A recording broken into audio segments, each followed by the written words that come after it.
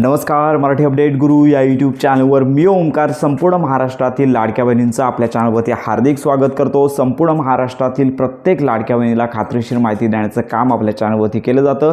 नुकताच आपण एक व्हिडिओ प्रसिद्ध केला आणि लगेचच ट्विटरच्या पेजवरती हप्ते न आलेल्या लाडक्या बहिणींसाठी एक मोठी आणि आनंदाची बातमी ट्विटरवरती प्रसिद्ध झालेली आहे।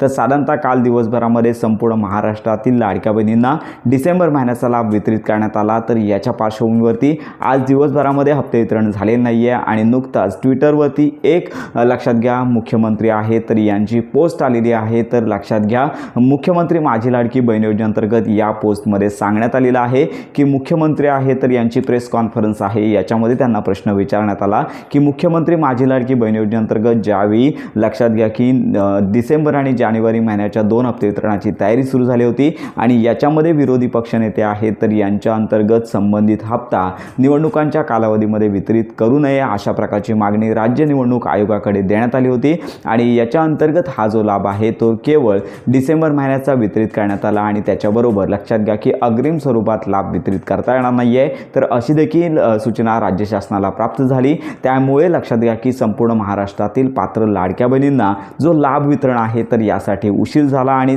13 तारखेला संपूर्ण महाराष्ट्रातील पात्र लाडक्या बहिणींना लाभ वितरणास सुरुवात झाली आणि काल दिवसभरामध्ये संपूर्ण महाराष्ट्रातील पात्र लाडक्या बहिणींना हप्ते वितरण झालं आणि याच्यामध्ये देखील अशा लाडक्या बहिणी आहेत की ज्याच्यामध्ये लक्षात घ्या की त्यांना नोव्हेंबर आणि डिसेंबर महिन्याचा लाभ वितरित झालेला नाहीये। मग अशा लाडक्या बहिणींना देखील लक्षात घ्या की उर्वरित ज्या लाडक्या बहिणी आहेत तर यांना देखील हप्ते वितरण महत्त्वाची बाब म्हणजेच मुख्यमंत्री आहेत तर यांनी एक महत्त्वाचं विधान केलं। तर ज्या लाडक्या बहिणी आहेत तर लाभ वितरण झालेलंच आहे तर उर्वरित जो लाभ आहे तो 16 तारखेपासून वितरित करण्यासंदर्भातली त्यांनी महत्त्वाची घोषणा या प्रेस कॉन्फरन्समध्ये घेतलेली आहे। तर ट्विटरच्या पेजवरती आज दुपारीच लक्षात घ्या की ही अपडेट आलेली आहे, तुम्ही देखील आपल्या स्क्रीनवरती पाहू शकता।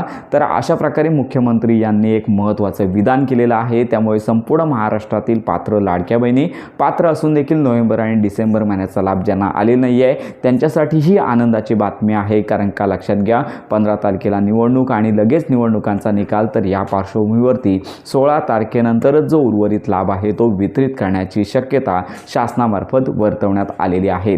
तर लक्षात घ्या की मुख्यमंत्री देवेंद्र फडणवीस आहे तर यांचं हे विधान आहे।